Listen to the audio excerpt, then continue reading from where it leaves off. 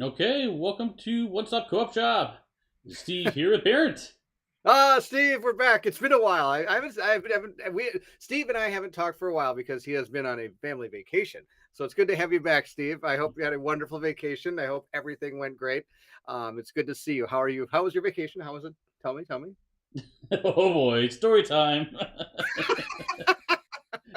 I'll keep this fairly short, but it was exciting to say the least. We were going to the mountains to have some fun, and halfway there, we noticed that Kim's lights were beeping on her Jeep, and there was smoke coming out of it. Uh, Oh, both things you don't happen. no. So we had an adventure trying to get from the middle of the highway to a repair shop because yeah, her car was overheating. And we had kayaks on there. I had to find someplace to store the kayaks, and luckily one of the people we were traveling with, they were late, and so they had to rent a car. They had to drop off. Like, hold on, don't return the rental car. Bring it with you because we're gonna need it. So long story short, yeah, her water pump failed on her Jeep. It did get fixed by the time we had to come back on a return trip, so that was good. But once we That's got to the cabin in the mountains, it was awesome. It was fun kayaking and hiking and waterfall stuff. And playing lots of board games, which was a great time. nice. I'm glad to hear that. Glad to hear that. Yes, did I tell you my mountain story when I went to Colorado? No. Oh, see, yeah, similar to you, I think whenever you go on a trip, something has to happen where you think afterwards, you're like, "Wow, that was amazing." I decided since I'm such a born athlete, not at all. I decided that I was going to hike up a mountain that was 2,000 feet at an 80% grade, and I thought I can make it up this mountain. There should be no problem at all. I walked my mountain with my brother-in-law with no water, no sunscreen, no nothing. Long story short, I think by an hour and a half up this mountain, I was not sweating anymore. I think by the time I got to the mountain, I had heat stroke, sunstroke, elevation sickness, dehydration, you name it, and I probably had it, and I pretty much was out for the rest of the day because my body had to Jeez. recuperate. It was, but I checked it off my bucket list. There you go. Check. Checked off the list. I'm never going to walk up a mountain again. I decided that was not fun. That was not the excitement. So Oh boy, yeah, good time. So yeah, welcome to this co-op chat where we talk about weekly live chat, or as much as we can weekly. We're not on adventures. Speaking of adventures, you might notice that one of the regulars is not here today. That's Kanji. He is off on his own adventure at Gen Con. yes, and I think it's his first one if I remember right. It is his first one, so he's having a great time there. I'm sure Yeah. when he comes back, we'll probably talk to him about maybe having a recap with him and talk about the things he saw and went over. So Robin's giving you a hard time here. Someone Yeah, told you it was a bad day before you went. there are a couple people told me it wasn't the greatest idea, but after a pitcher of margaritas, it seems like a good idea. Yeah, That's the yeah, deal. yeah. Excellent. Yeah, so we thought we'd get back to the co-op chat swing of things, and we're going to talk about, since we've both been doing some traveling lately, talk about travel games we recommend. Like, this is not like a top 10 necessarily, just some of the games we do recommend that are fun to bring on trips. Yeah, and most of the time they're rather small. They're not going to take up a lot of room because, like Steve's probably similar to me. Uh, Family with kids and things like this, all of a sudden the amount of space you have in a car gets a little bit smaller the farther and longer you go. So, Mm-hmm. yes, that's the deal. Yes, hi Snow, how's it going? Button Shy is a great recommendation for games. If you're not familiar with them, they make I wallet-sized games. Yes, Button Shy. I haven't looked into any of those. I didn't really look into those. I've looked at a couple of them. I don't have any actually. I know Purple Moose. Yeah, Purple Mm, Moose is really big mm. in that type of game on our Discord. Or go check out his YouTube channel for sure. He does really great work. Yeah. Cool. Okay, let's dive into it. We've got a bunch to go over, and if you were watching this live, drop your own comments in there. Oh, Snow We says love she to hear has. from you. Let us know what's going on there. Yeah, for sure. Yeah, some games aren't so good to bring like Marvel United, which takes up like a whole galaxy by itself. So. Well, I one time on a trip I took Kingdom Death Monster. No, I Oh didn't. my I'm totally goodness. kidding.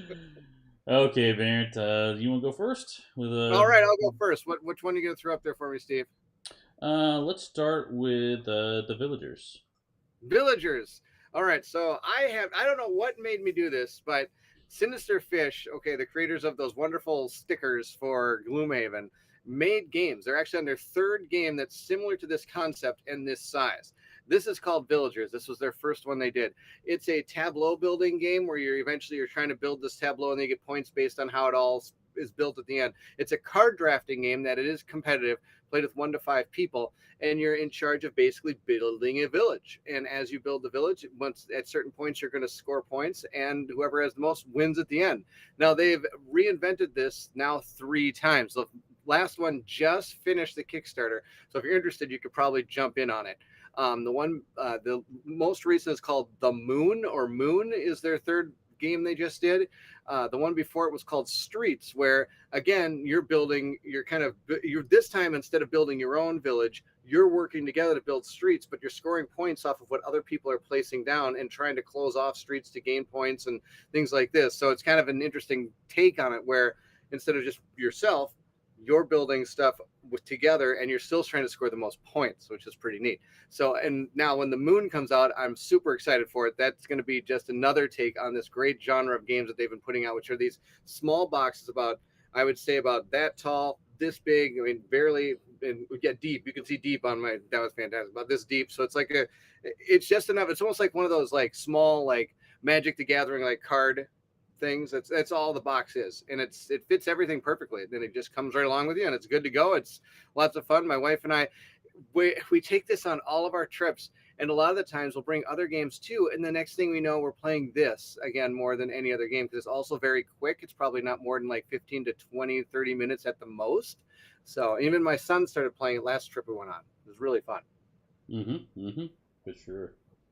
Snow's got some comments here. It says, for years and years, I had 4 travel games, 2 of which made me ditch the original box, and 1 I packaged in the way smaller box, expansion box, and was just a Ziploc bag of stuff. That's hilarious.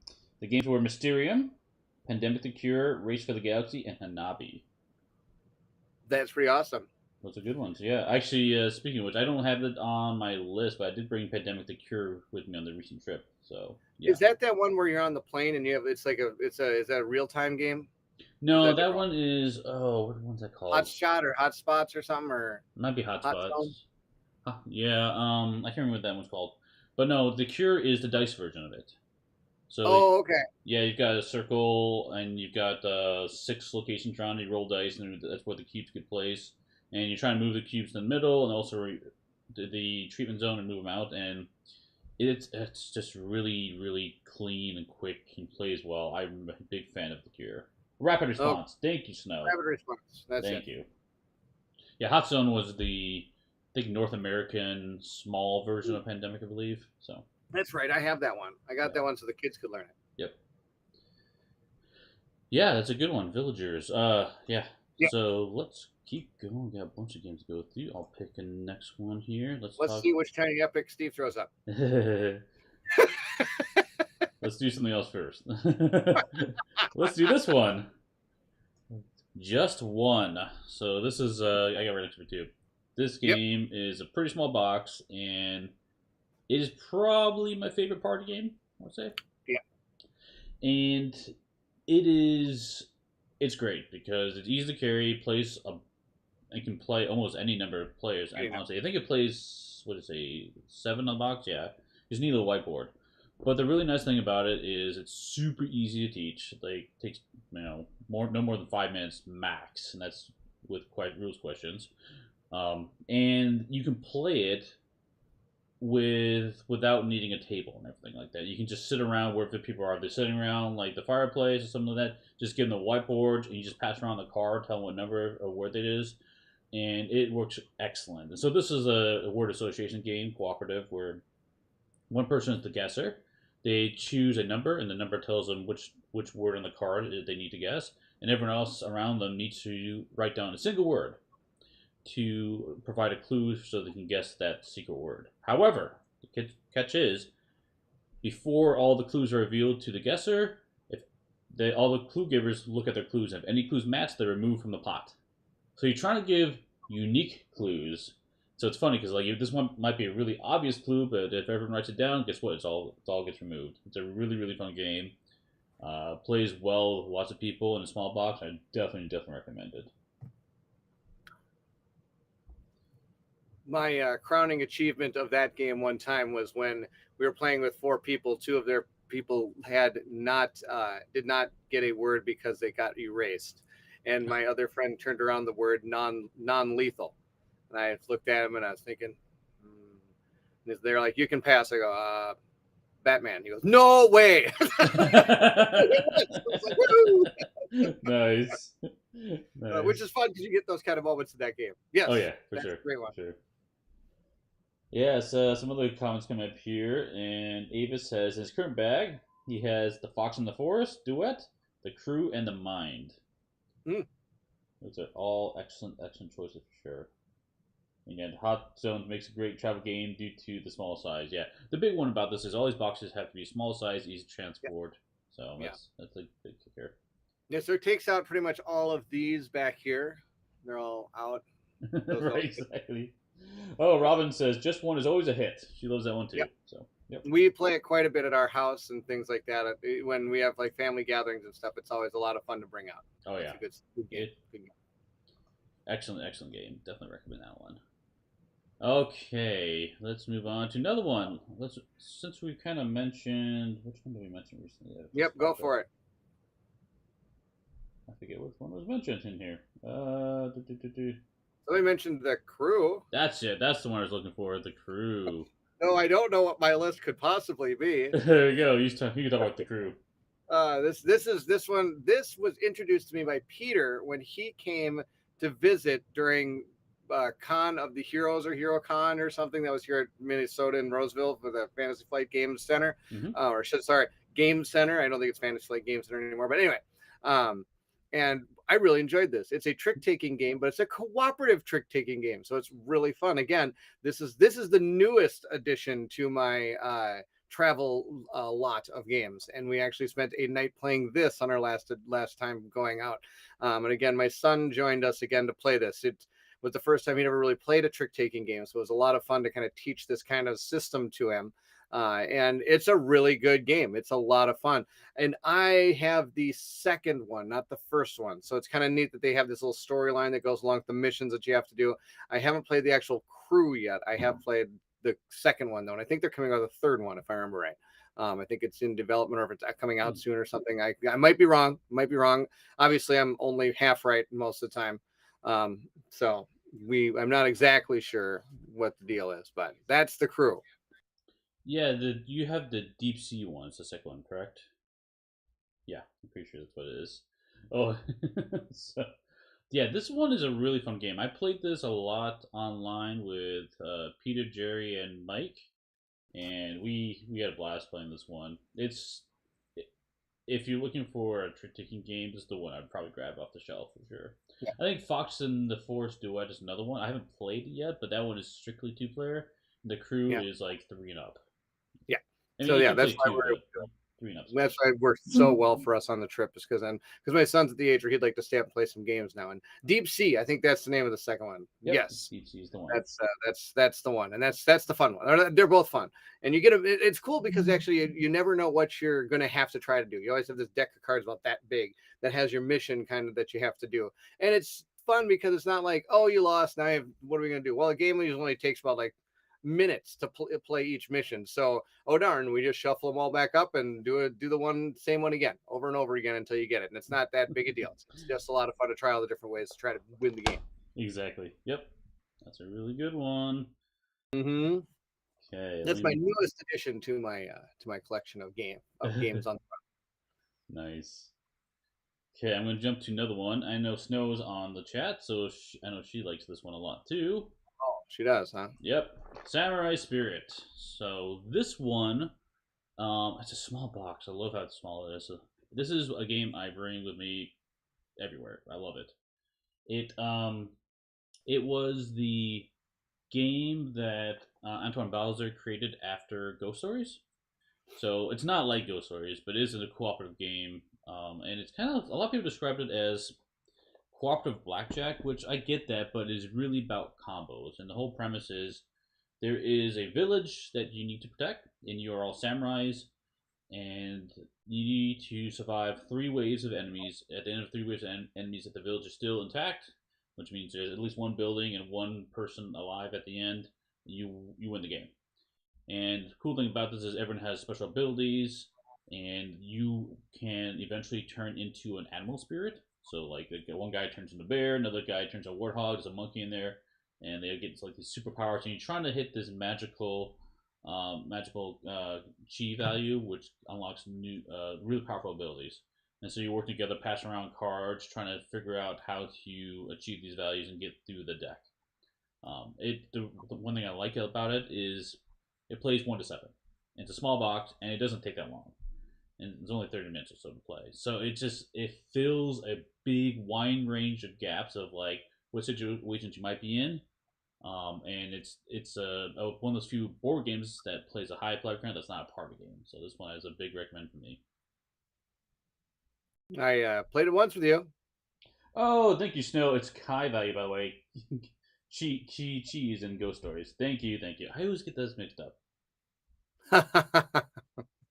Yeah, underestimated. I agree, Snow. It is underestimated. I think it's the one that because at its face value feels just like cooperative blackjack. Like, well, I'm just hitting this number, but like the combos in the game is where the game shines. Like, how can I? You can chain the events together in a lot of situations to save the game, which is really really cool. Yeah, it's mine, Samurai Spirit. Samurai Spirit. Love it. Let's go on to another one. Let's go on to. I was surprised you put this one on here a little bit, but it's a Oh yeah. yeah. Which Let's one did talk I about put it. on there? Arkham Horror.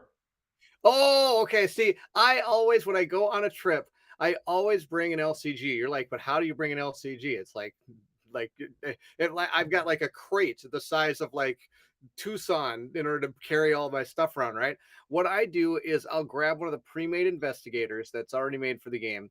Um, and then usually about the first 2 or 3 uh missions in a game in a series, and then just make sure I have, and I look in the book to see what kind of extra cards I'm going to need for that adventure deck or encounter deck or something. And if something pops up that I don't have, I just use my phone to bring it up what is that I needed to have in it.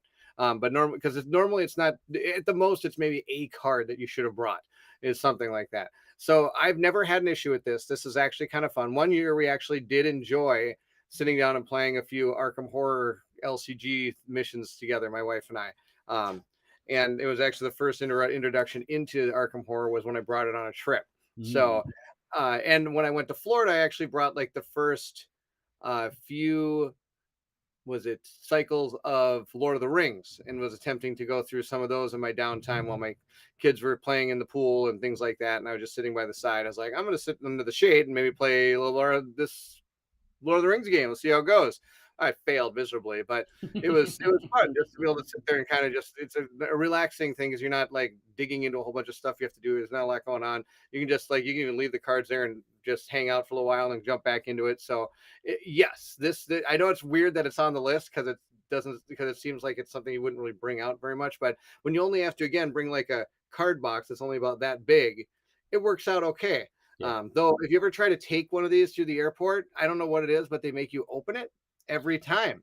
And Yeah. then they ask you what it is. And then you tell them, and they either say, oh, that's cool, or they look at you like you're a crazy person.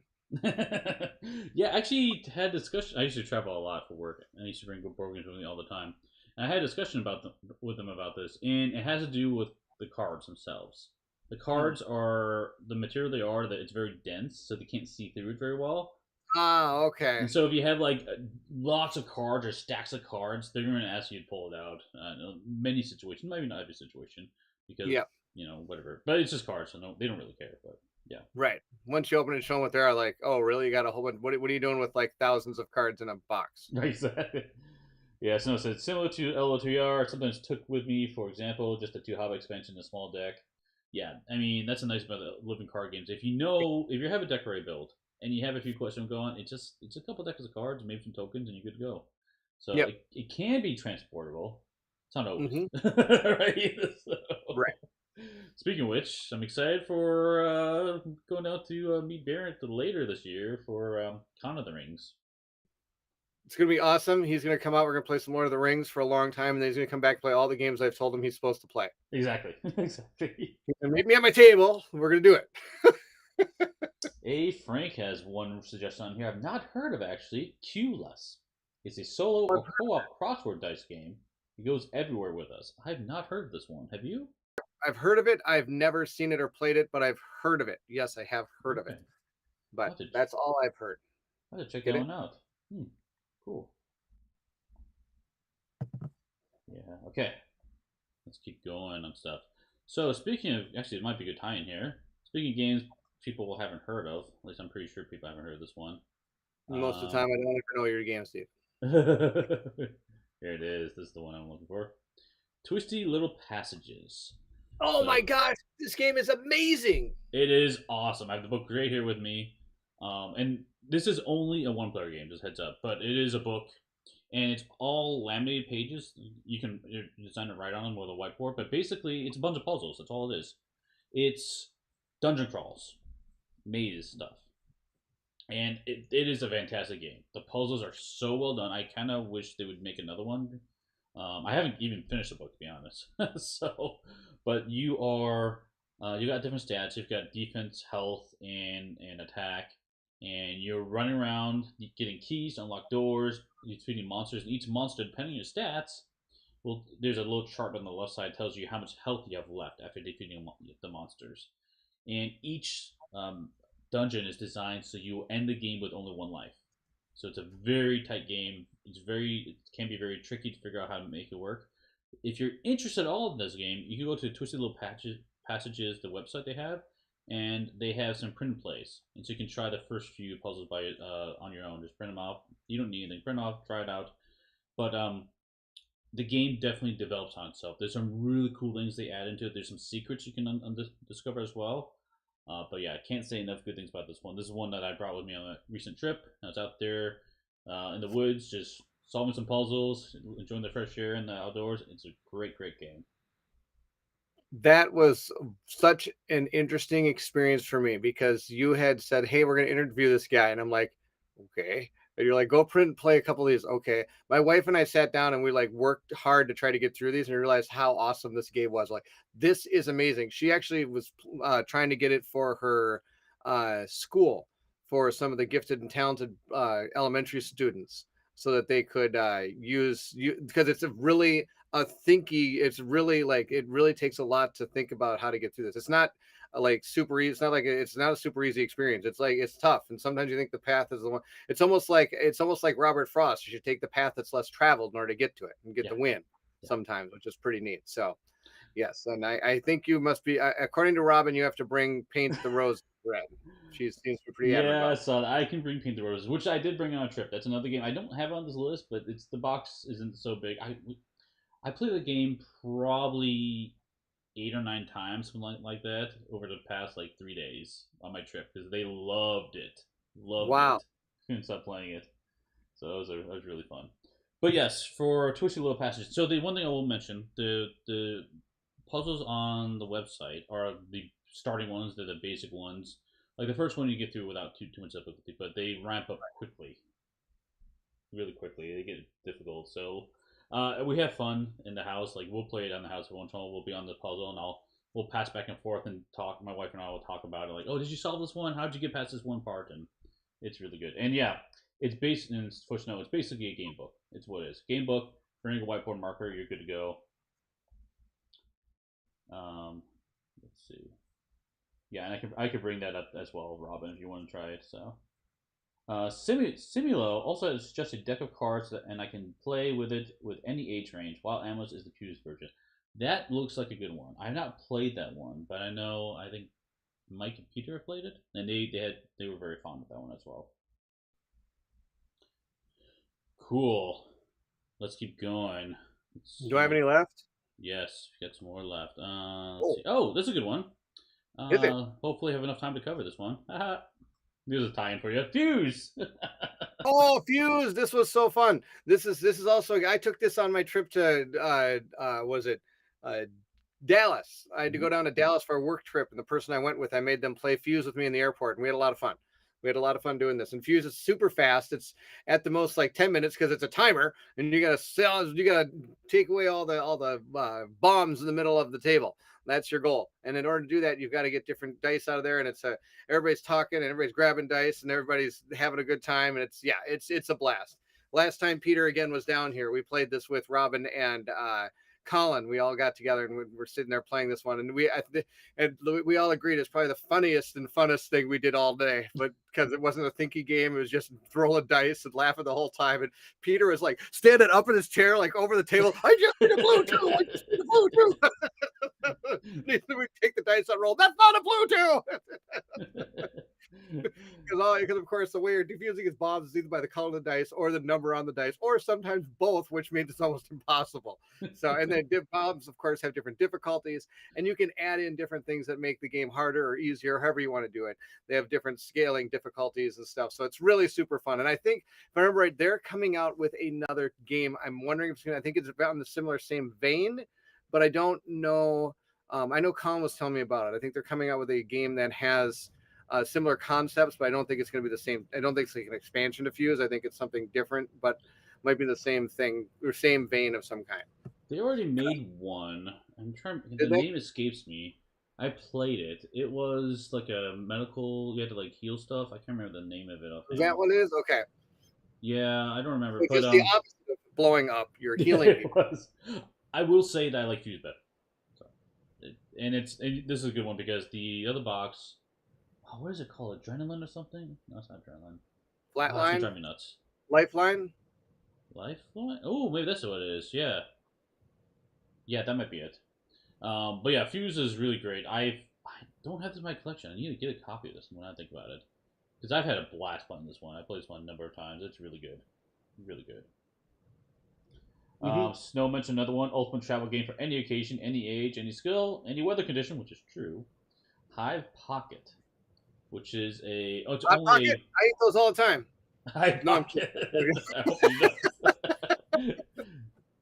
So this is a Bakelite. So it's like the dominoes type style of pieces, and they're hexes, and they're all different insects, and you're playing them out on any surface you want, and the goal is to surround the queen. It is an abstract strategy game, 1v1 though. That's all it is. But it's a good one. It's a very good one for traveling. You can. I've seen pictures of people playing them like underwater because it's Bakelite pieces until it works fine. So Fuse Countdown. Thank you, Avis. You are there you awesome. go. So there There will you be a go. new one. Colin was talking about it, and they were going to send him a copy, but they accidentally sent him the same. They sent him Fuse, and so I got a copy of Fuse because of it. That's why I have a copy of Fuse. Because I Nice. a lot of like people, I'm sure a lot of people know, since I live so close to Colin, a lot of times we don't double up on games Right, right. because like if I go on a trip or something, I'd be like, hey, can I borrow this and this, and they'll be like, okay, sure, go have fun with it. And then if he goes on a trip, he might borrow something from me or something like that. So kind of works back and forth like that. Jax's So now I have my Flatline own is the other one on the BGG Flatline. page. All right. Yep. Yep, that's a spiritual sequel. Yeah, I played that one. It was good. It was good. I like Fuse better, but it's good. So Nice. I'll have to look at Fuse Countdown then. I like this one. This is a great game. Yeah. Excellent. Okay. Frank So has a comment here. I My favorite. apparently need to go learn all about Button Shy because I think every human that's in our chat has talked about Button Shy today, and They I have have. never heard of this game.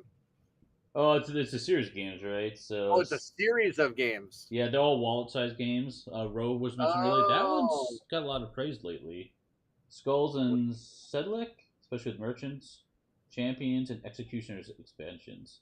I see. Okay, I'll have to go type in Button Shy after this. Maybe pick one of those up. Avis questions: Forbidden games. Yes, Forbidden Island, Forbidden Desert, for Yep, what's this other one? those are really good too. Forbidden Sky. Those are all Mhm. good. Though the box is a tin, and sometimes that's hard to transport because if you worry about getting damaged, because I feel like tins get dented easily. But it's a good one. It's a good one for sure. Yes. And yeah, Snow says Rove is amazing. Yeah, that's one I've heard. It's really Okay. good. Rove. I'll take a look. Yep. Cool. Okay, let's keep going. Let's see. Next one we've got on our list is let's see.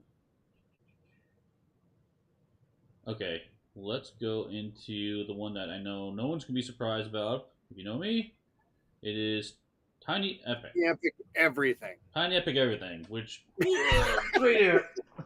No way! You have a Tiny Epic box. Look at that thing, Steve. That's amazing. This thing is awesome Oh, because it's pretty small. It's heavy because it's dense, but it's got like 42 games in it. it is. It's so easy to take care of this little box. So like, if I need a board game collection, I just grab this thing, bring it with me. Where did you get that? Did you get that at like a booth at Gen Con or something, or did you order it? I think they sell it at a booth. I ordered it from one of the ordered from the website at some point. I don't remember That's exactly what it was. amazing. Oh my gosh. That's like for the first time in my life, I've seen like that gift that you could give somebody that has everything. Because that's like this thing that you're like, dang, I wish I had somebody to carry this in. Oh, this would be great. And you can get that and they'll have it then. Oh my gosh, that was absolutely awesome, Steve. That had to be the greatest thing I've seen in about a month.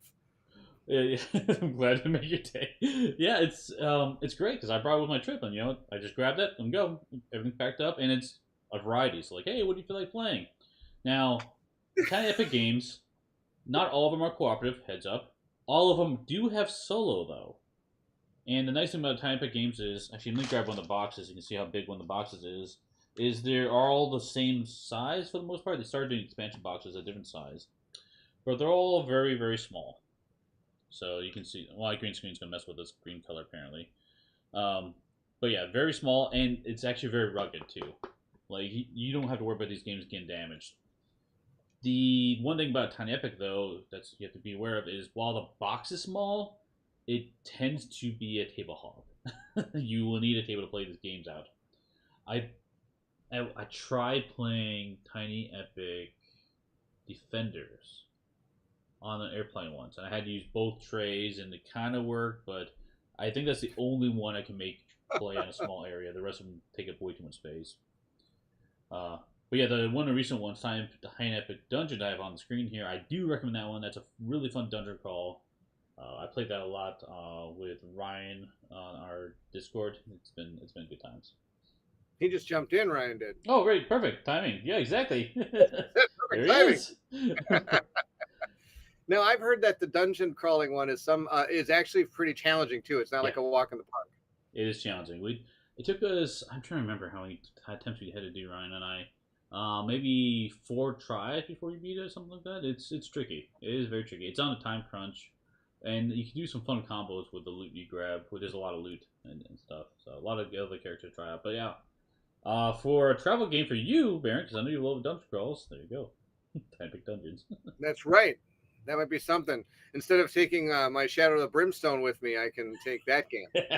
Can you imagine taking that game? Well, the only good thing about it is it's like a tile. It's like the board comes out in a little bit, so you can actually you don't have to have this huge sprawling dungeon all over the place. It doesn't. But man, that'd be ridiculous. You'd have to like change your miniatures into like I don't know coins or something. No, here's the bad guy. I do want to mention that on the main channel, Jason has been covering the Tiny Epic series for a few weeks now, I would say. Yeah. Or maybe the past month. And so he's been doing a playthrough of every single one of them so far, and I know he likes a Tiny Epic as well. I will also, maybe I'll list a few of them that I do recommend, because I won't come back to this topic. There's a lot to talk about, but Tiny Epic I think Zombies. didn't you do a whole series on this? Like, didn't you do a whole talk about your Tiny Epic stuff? Yeah, Jason and I did a top 10 Tiny Epic series Okay. at one point, and we probably should redo it at some point. We'll do another one. But Tiny Epic Zombies, I do recommend. I really like it's co-op. And it's got a lot of variety, and I'm a big fan of that one. Tiny Epic Dungeon I already mentioned. Pirates was a big surprise. It felt very fun with the adventuring at the Rondell. I really like that one. Tiny Epic Defenders is kind of like that's also a good one. A fantasy run around the board trying to protect the capital as different enemies are attacking. A lot of learning in that one. Learning is in learning how the deck works. Tiny Epic Dinosaurs, where you're raising your own dinosaurs, has been a lot of fun. There's a lot of cool little dinosaur meeples in that one. So those are the ones that kind of jump out to me lately. There's a lot of other ones in there, but if there's a theme that looks interesting to you, I would probably link up that. Nice. Oh yeah, Ryan says he loves the Defenders. Yeah, that's a really good one. I think I've played Defenders with you a long time ago on tabletop, maybe. But I don't think I've played. Have. Yeah. But I don't think I've ever played any other Tiny Epic games. I have to fix that. Maybe I'll bring it when I visit. Colin had Dungeons on the table when I came over one day to kind of walk me through what it was all about, and then he voiced his frustration over how hard it was. Yes, it is difficult.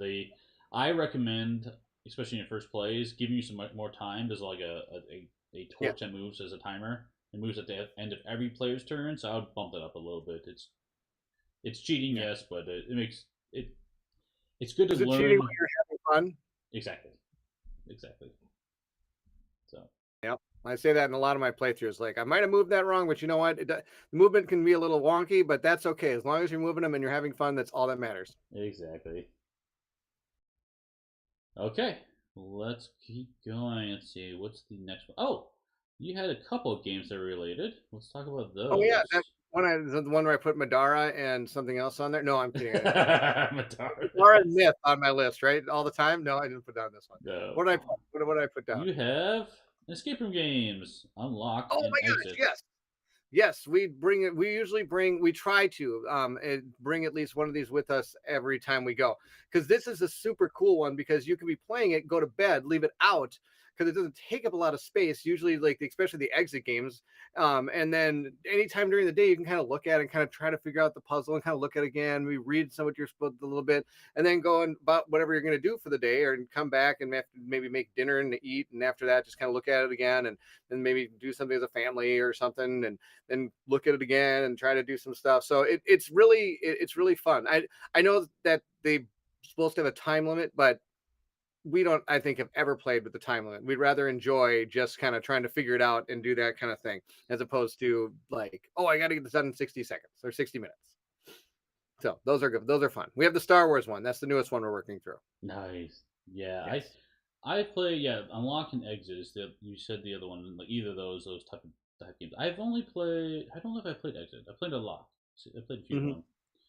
And I think I've come to the conclusion that while I enjoy the game, it is not one that I will pull off the shelf. Like I choose to pick it up. Right. Like neither can Yeah. I are like, oh yeah, we want to play this game. So I'm gonna be right back. We're gonna do some show and tell. You talk. Good luck, Steve. okay, so fine. So yeah, it's one we've enjoyed, but it's not one that we're gonna get back to. I think it has a lot to do with kind of the escape room type system. Like we love escape rooms. We just did one. I don't know, like a month ago. Well, less than a month ago for my dad's birthday, and had a blast. My son joined us, but I don't for whatever reasons I don't think this is translating that well from a table. Like we'd rather play something else instead. So, but I will This say, if you're playing with escape room games, the Unlock series is the one I've enjoyed the most for sure. Agreed. Over those are two. So here's my show and tell. This is what we brought this time. It's called Ah, Light what? The Light in the Mist. yep. The way this works is you got a bunch of tarot cards that have like pictures and stuff on them, and there's a little book that kind of gives you clues as to what you're supposed to find in the cards. And it doesn't matter the order of the cards you do them, they do give you kind of a recommended, like, hey, you should do these, probably for difficulty purposes. But you're trying to figure out one of your friends went missing, and you have to figure out what happened, and you got to learn the backstory of how this happened and everything. This is the one we took with us, and it takes, in theory, about 5 hours to play. We only made we only made through a couple of the cards, and so it's kind of fun that it's a longer version of these unlock games. And again, no time limit on it. You just put out the cards and kind of look at it and try to figure it out and look at them from different. Like there's the ones where you might have to look at it down like this and kind of read the words because you're always looking for a word in the cards. That's how you progress. And then once you figure out the word, you can look in the book or on the app and figure out if that's the word. You can type it in and it'll hit the button. It'll be like, yes, go read like journal entry 62. And then you go read journal entry 62 and you learn a little bit more. So that's the one we brought this year. We didn't bring in the unlocks or exits. We brought that one, Light in the Mist, because I just got it from Kickstarter. Nice. It's really cool. The art is absolutely out of control. It's so cool. Let me see if I can find a couple of the cards here to show you. Yeah, I Not that remember was that on because Kickstarter. It looked amazing, like the art on that one. So I'm yeah, excited to hear how it plays. and my wife and I are big fans of these type of games. So whenever I see something that's and it's I mean it was like I think I would say $15 or something on Kickstarter at the time. So but like this is like the first one where we have to find a word inside that, which is Ooh. really I mean the card that I just love the art looks really cool. And then up on here, up on the top, it's going to have potentially berries. And those are the type of berries you're going to look for that many cards that have this symbol on it inside of this deck. And then those are going to help you solve this particular card. which is pretty neat. So those are just a couple. Those are the first two cards you do, which is pretty Was neat. this the game that at the end you can use the cards as tarot cards? Yes, this Okay. is a full tarot deck. Okay. So I don't know much about tarot cards. I've always wanted to get a tarot deck. I think it's kind of fun to mess around with. But yeah, that sounds interesting. I might have to pick that one up. So yeah. Yeah, I Well, maybe agree with when you, you come, Frank. if I'm done with it by the time you come out, you can just take it. Very cool idea for a game. I agree. Yes, it's neat. Anyway, that's my show and tell for today.